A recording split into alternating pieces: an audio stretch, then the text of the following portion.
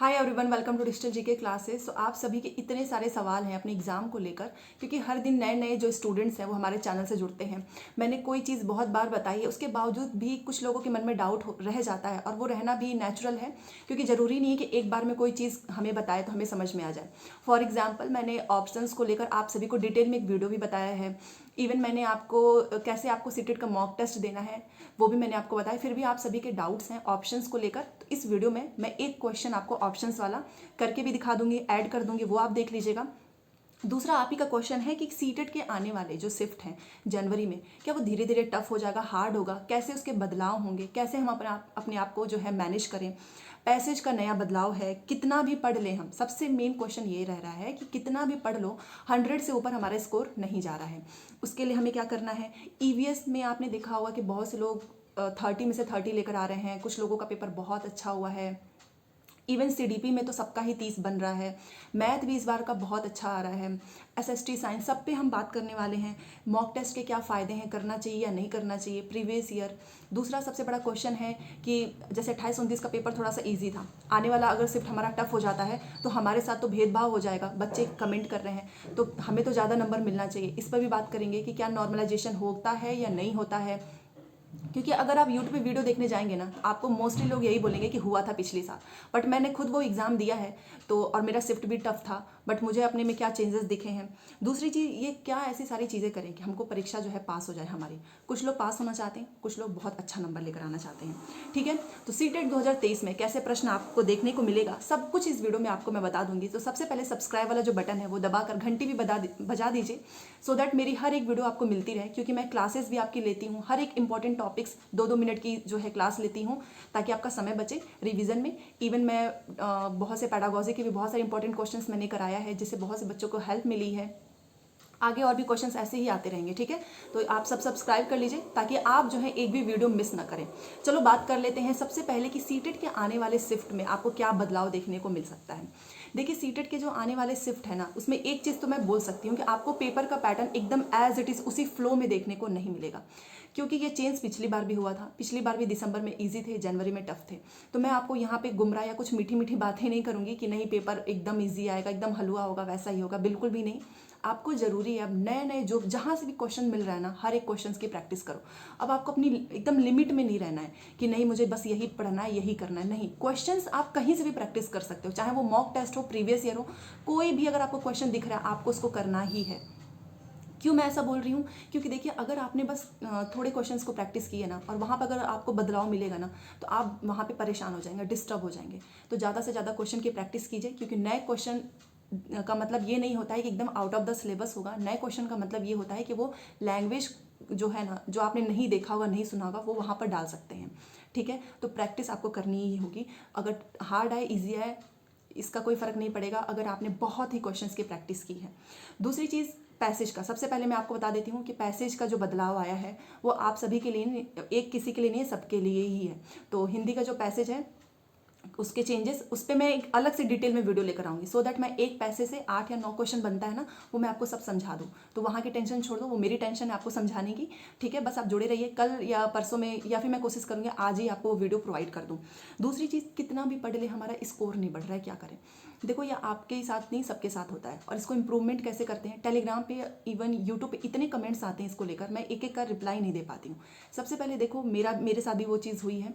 आपका नंबर क्यों नहीं बढ़ रहा है, इसका एक रीज़न है ना कि आप अपनी गलती को नहीं पकड़ रहे हो, और जो चीज़ आपकी गलत हो रही है आप उसको इग्नोर कर रहे हैं। फॉर एग्जाम्पल, अगर ईवीएस का आपका फूड वाला चैप्टर, आपका डांस वाला चैप्टर गलत हो रहा है, तो आप उस पर काम कीजिए ना, आप उस टॉपिक को सर्च कीजिए यूट्यूब पे, उसको क्लियर कीजिए। अगर आप क्लियर ही नहीं करेंगे कॉन्सेप्ट, तो नंबर आपका नहीं बढ़ सकता है। जिसका भी नंबर पहले 70 से धीरे धीरे बढ़ा है ना, 100, 110, 120, उनका रीज़न यही है कि उन्होंने अपनी गलतियों पर काम किया है। ठीक है, तो ये आपको कोई दूसरा टीचर ऐसे आके पढ़ा दे या फिर मैं आपको पढ़ा दूँ, उससे कुछ नहीं होता है। ये आपकी खुद की रिस्पॉन्सिबिलिटी है। आपको देखना होगा कि आपके कौन से टॉपिक में कितनी गलतियां हो रही हैं, उसको एक पेज पर नोट डाउन कीजिए और उसको एग्जाम से पहले ही उसको सब कुछ क्लियर कर लीजिए, आपका नंबर बढ़ जाएगा। उसके बाद से आपका ये जवाब रहता है कि प्रीवियस ईयर मॉक टेस्ट क्या करें। देखो, प्रीवियस ईयर मॉक टेस्ट दोनों के अपने आप में फ़ायदे हैं। प्रीवियस ईयर में आपको पैटर्न पता चलेगा, मॉक टेस्ट में आपको टफ क्वेश्चंस देखने को मिलेंगे। इससे क्या होगा ना कि आपने मल्टीपल क्वेश्चंस की प्रैक्टिस कर ली होगी, तो एग्जाम में कुछ भी नया आएगा आप उसको कर लेंगे। ठीक है, तो मैं तो यही रिकमेंड करूँगी कि जहाँ से भी जो भी क्वेश्चन मिल रहा है सब कुछ कुछ कर लो अगर सच में 100+ नंबर लेकर आना चाहते हैं। 100+ के आपके 130 नंबर आसानी से आ जाएंगे अगर आपने बहुत ही क्वेश्चंस की प्रैक्टिस की होगी। अब सबसे पहले एक सीटेट का जो क्वेश्चन का नया बदलाव आया है ना, वो मैं आपको दिखा देती हूँ। सबसे पहले वो देख लीजिए, फिर हम बात करते हैं, ठीक है। देखो यहाँ पर ऑप्शंस का बदलाव आपको, ये मैंने सीटेट के ऑफिशियल वेबसाइट से ही ओपन करके आपको फिर से सिखाने की कोशिश की है। देखिए यहाँ पर जैसे ऑप्शंस है ना, हिंदी इंग्लिश सेम एक ही फेज़ में रहेगा। यहाँ पर इंग्लिश आप देख सकते हैं, ये रहा, और इसी के नीचे आपको यहाँ पर हिंदी मिल जाएगा। तो हमको क्वेश्चन सही क्या आंसर गलत वलत पे नहीं जाना है, केवल ऑप्शंस का बदलाव देखना है। फॉर एग्जांपल आप हिंदी वाले स्टूडेंट्स हैं तो आप क्वेश्चंस को पढ़ेंगे, ठीक है, गतिविधि आधारित पाठचर्या में। फिर आप ये चारों ऑप्शंस पढ़ लेंगे। अब आपको क्या लगता है कि ये पहला वाला मेरा सही होगा, तो यहीं से टिक हो जाएगा? नहीं, आपको नीचे जाना है पहला वाला करने के लिए। आप ये जैसे नीचे जाएंगे, यहाँ पर देखिए ये इसकी वजह से छिप गया है ये, तो यहाँ पर आप जाएंगे, आपको पहला लग रहा है ना, तो आप पहले पे टिक करके आगे बढ़ जाएंगे, तो आपका गलत हो जाएगा। ये है ऑप्शंस का बदलाव, आप समझ गए होंगे। क्योंकि देखो पहला वाला पहले पे नहीं लिखा है, पहला वाला दूसरे पे लिखा है। एग्जामिनर बहुत चालाक है, उसने ऊपर नीचे सफल कर दिया है। अब पहला वाला मेरा सही है ना, तो मैं पहला नंबर को पकड़ूंगी और मैं इस पर क्लिक करूंगी, ना कि मैं इस पहले पे जाऊंगी। समझ गए आप? तो ऐसे ही करना है। फॉर एग्जाम्पल मैं एक और दिखाती हूँ। मुझे लगता है मेरा दूसरा सही है, ठीक है, तो मैं नीचे दूसरा ढूंढूंगी, मैं नंबर को पकड़ के ढूंढूंगी, ये नहीं कि आंख बंद करके दूसरे पे टिक कर दूंगी। दूसरा सही है, चलो नीचे चलते हैं। दूसरा सही है ना, तो मैं नंबर को पकड़ के इस पे क्लिक करूंगी, आगे बढ़ जाऊंगी। अब देख रहे हो आप, दूसरा पहले पे लिखा है, ये है ऑप्शंस का बदलाव। बहुत लोग क्या करेंगे, दूसरे के लिए इसको टिक कर देंगे, तो गलत हो जाएगा। इसको नहीं करना है, इसको करना है, ठीक है। तो सिंपल है यार, आपको ऑप्शंस के नंबर को पकड़ लेना है, तीसरा नंबर पकड़ो और नंबर पे दबा दो बस। तीसरा कहाँ लिखा है? यहाँ है। समझ रहे हैं? जैसे कि मैं इसको क्या करूँगी ना, इस पर ऐसे टिक करूँगी और नेक्स्ट कर दूँगी, ठीक है। ऐसे करना है आपको।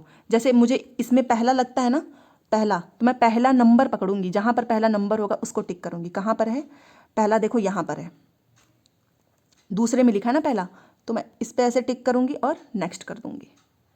बस यही चीज़ आपको भी करनी है। ओके, आई होप आप समझ गए होंगे। तो आपने देख लिया होगा क्वेश्चंस के बदलाव, और बहुत ही अच्छे क्वेश्चंस ऐसे ही आएंगे, इसमें परेशान नहीं होना है। ओके, आपने यहाँ से समझ लिया होगा। दूसरी चीज़, ईवीएस में हो गया या सीडीपी हो गया, जो भी सब्जेक्ट है उसमें कैसे कुछ लोग इतने अच्छे नंबर लेकर आते हैं, उसका एक रीज़न मैं आपको बताती हूँ। वो इसलिए इतना अच्छा नंबर लेकर आते हैं ना, क्योंकि उन्होंने बहुत क्वेश्चंस की प्रैक्टिस की होती है। ईवीएस तो मुझे ऐसा लगता है ना कि इतना आसान सब्जेक्ट है, क्योंकि ये केवीएस में भी देखने को मिलेगा। सेम यही हमारा सिलेबस है, केवीएस में भी आपने देखा होगा यही सिलेबस है। आपको कुछ नहीं करना है, एक क्वेश्चन भी बाहर से नहीं पूछा है सीटेट आज तक। के ईवीएस की बात करो तो वही सेम कंटेंट, वही सेम एनिमल, वही सेम बर्ड्स, वही थीम बार बार आता है, इसमें कुछ भी चेंज नहीं होता है। पैडागॉजी में तो नए क्वेश्चंस बन सकते हैं, ईवीएस में नया क्वेश्चन नहीं बनता है, आपको भी पता है। ईवीएस के 15 नंबर के कंटेंट आपके हाथ में है, 15 में से 15 ले लो, पैडागॉजी में 15 में से 15 ले लो, आराम से 30 में से 30। पेपर 1 पेपर 2 दोनों का सेम प्रोसेस होता है, मैथ साइंस एसएसटी को छोड़ के। अब आप में से कुछ लोग पूछ रहे हैं कि क्या साइंस में रिपीट होते हैं क्वेश्चन, एसएसटी में, मैथ्स में? ऑफ कोर्स होते हैं, मैंने खुद भी एग्जाम दिया है। हर एक क्वेश्चन आपके प्रीवियस ईयर क्वेश्चन से ही होते हैं, बस ऑप्शंस में बदलाव रहता है, दैट्स इट। ओके, नॉर्मलाइजेशन पे बात कर लेते हैं। देखिए मैं आपको एक चीज़ बता रही हूँ, बहुत से लोग आपने देखा होगा बोलते हैं नॉर्मलाइजेशन हुआ है, नहीं हुआ है। अगर आप मेरे से पूछना चाहोगे ना, तो नॉर्मलाइजेशन बिल्कुल भी नहीं होता है, ना तो पिछली बार हुआ है ना ही इस बार। क्यों? क्योंकि ये जस्ट एक क्वालिफाइंग एग्जाम है, और क्वालिफाइंग एग्जाम में नॉर्मलाइजेशन जैसा कुछ नहीं होता है। यहाँ पर पहले से क्राइटेरिया फिक्स है, जनरल को 90 नंबर लेकर आना है, और ओबीसी एससी एसटी को 82 नंबर लेकर आना है। तो जब आपने पहले ही नंबर फिक्स कर दिया है तो नॉर्मलाइजेशन कैसा? क्वालिफाइंग एग्जाम में वैसे भी नॉर्मलाइजेशन नहीं होता है, चाहे आपका शिफ्ट हो, ईजी हो, हार्ड हो। मेरे से पूछोगे तो क्या शिफ्ट में आपको चेंजेस देखने को मिलता है, तो मैं आपको एक चीज़ बोलूँगी। देखिए शिफ्ट में ना कुछ बाहर से तो पूछता नहीं है ना, वो बस क्वेश्चंस के पैटर्न को चेंज कर देते हैं।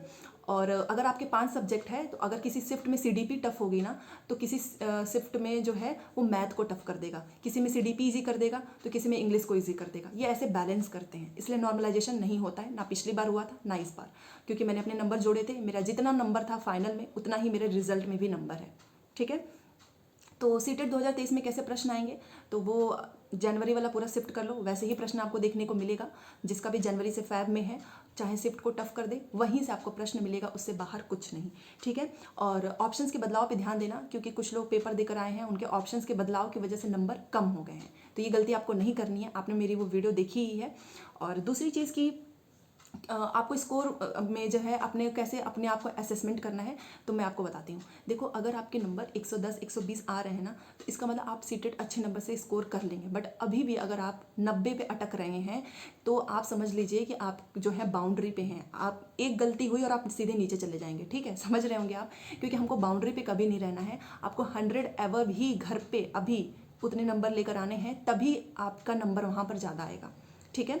और मैं आपको सही गाइडेंस देती हूँ, तभी बहुत से लोग जो हैं जुड़े हुए हैं इस चैनल से। और आप भी जुड़ जाइए, जो लोग नए आए हैं, ताकि मैं आपको एक एक चीज़ें बता सकूँ। और सबसे एक चीज़ आप ध्यान रखना कि खुद से ये मत पूछना कि मेरा क्लियर होगा या नहीं होगा, आपका 100% क्लियर होगा, ठीक है।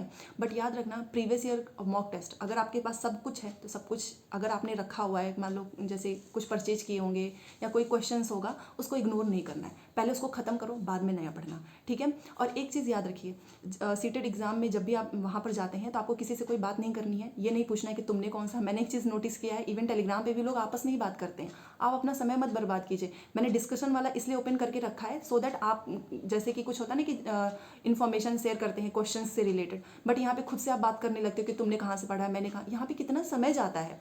तो मैं ये सोच रही हूँ कि मैं फिर डिस्कशन ही बंद कर दूंगी, क्योंकि मैं नहीं चाहती कि कुछ जो स्टूडेंट्स हैं, जो सीरियस हैं, उनको बार बार नोटिफिकेशन जाता है, वो बार बार डिस्टर्ब होते हैं, ठीक है। तो आप डिस्कशन ऐसा मत कीजिए कि पूरा लंबा चौड़ा मैसेज ही कर देते हैं कि तुम्हारा कहाँ पढ़ा है, मेरा कहाँ। ऐसी कोई बातें नहीं करनी है। आप इतने मैच्योर हैं कि आपको खुद पता है कि आपको कहाँ से प्रीवियस ईयर क्वेश्चंस करना है, कहाँ से क्या पढ़ना है, ठीक है। और एक चीज़ याद रखो, दूसरे की स्ट्रैटेजी, दूसरे का सब कुछ काम नहीं आता है। मेरा खुद का टाइम टेबल, मुझे पता है ना कि मुझे कैसे पढ़ना है। तो आपको आपसे बेटर कोई भी नहीं जान सकता है कि आपको किस टाइम पढ़ाई करनी, कहाँ से पढ़ाई करनी है, किसकी वीडियो देखनी है, किसके क्लासेस देखने हैं। तो आप दूसरे से मत पूछिए, अपना समय बचाइए। और टेलीग्राम या यूट्यूब पे जो है बार बार 10-10 वीडियो देखने से भी नहीं होता है। एक चैनल से, अगर आप एक चैनल से जुड़े हैं, वहाँ से ही जुड़े रहिए, ठीक है। जैसे कि आपने मेरी कुछ स्ट्रैटेजी देख ली, फिर आप दूसरे पे जाएंगे, उनकी स्ट्रैटेजी देखेंगे, कुछ अलग नहीं होता है ना। इसलिए आपको बस एक सजेशन है, और फिर आपके पास, आपकी जैसी भी मर्जी, आप वैसा कीजिए। कोई भी डाउट हो कमेंट कर देना, मैं उससे रिलेटेड वीडियो लेकर आऊँगी। मिलते हैं नेक्स्ट क्लास में। वीडियो जरूर देखना, क्लासेस जो मेरी आती रहती हैं, उससे आपको बहुत फ़ायदा होगा। Thanks for watching.